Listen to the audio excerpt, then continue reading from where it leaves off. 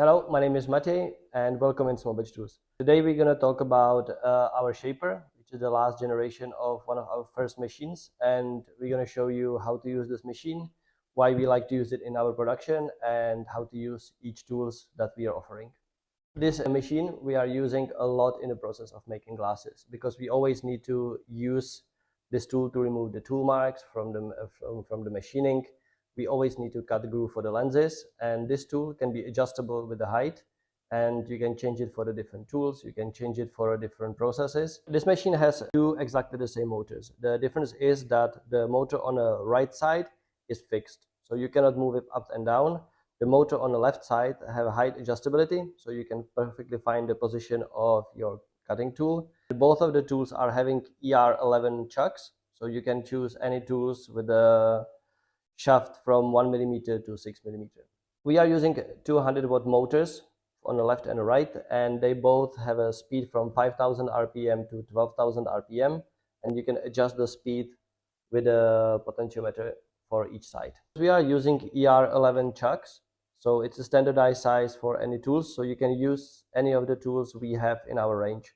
You can use tool for the nose shape, you can use rounding tools, you can use chamfer tools, anything what you want.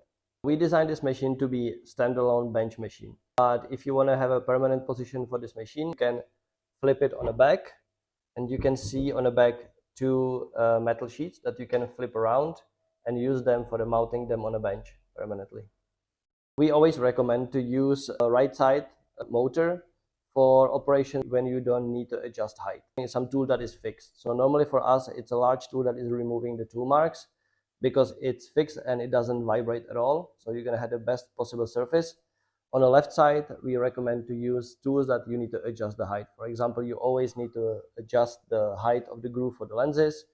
You always need to adjust the tool for the chamfers, like this. You can of course switch it, but we recommend it to use it this way. The first thing you need to do is plug the machine in and turn your switch to 1. You can turn it back in front. You have a central switch. It needs to turn on light. We're going to start with the first operation that we are using on almost every single frame, and that's removing the tool marks. So when you remove your frame from the CNC, it will always have some tool marks. So I'm going to show you how to use this tool and how to remove the tool marks. The first thing is you're going to run this tool on the maximum speed always, because the maximum speed will allow you to have a nicer cut. When you're using this cutter, the important part thing is to press down your frame so it doesn't vibrate, and you're moving your frame from left to right. Just make sure that when you're moving your hands, nice and steady movement. On the left side of your machine, there's a cutter for cutting the groove for the lenses. So it means that it's going to make a tiny groove, just 1 millimeter deep, and that should be enough for your lenses. You're going to run the cutter on the maximum speed. You place your frame with the lens inside of the cutter, and you're moving your frame counterclockwise. You don't need to go on a full depth on the first try. You can go several circles and until you feel that the cutter is not cutting anymore. So it's just spinning inside of the groove and it's not cutting anything. It means that you are in the right depth. And also you cannot go deeper, so you can go around how many times you want. The last part is removing the tool. So you need two spanners. One is going to be number 17, one is going to be number 13. The 13 will go on a shaft of the motor and 17 is going on the nut. If you want to tighten them, you're going to place the spanners and you put the hands together. If you want to loosen them, you're going to put them in grooves and hands apart. The other tool that we are offering that is fitting this machine is a nose pad shaping tool. So it's basically a tool that is going to cut you a rounded cut around your nose pads. So the left and the right is going to be perfectly the same. With this tool, you don't need to run it on the maximum speed. You can run maybe 50%, 60% of the speed. And you're going very slowly from left to the frame to the right to the frame. And you don't need to go in a one take. You can just bite a little chunks, and with the last part, you can just remove everything and polish the surface.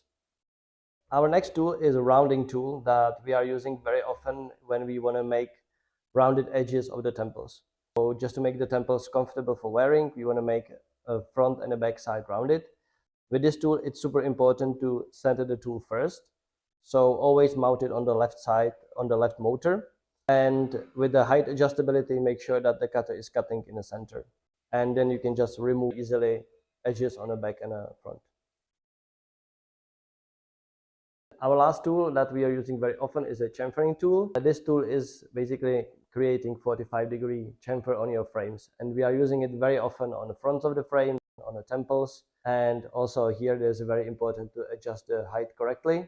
So it's good to mark yourself the height for each process and make sure that you have it all the time the same.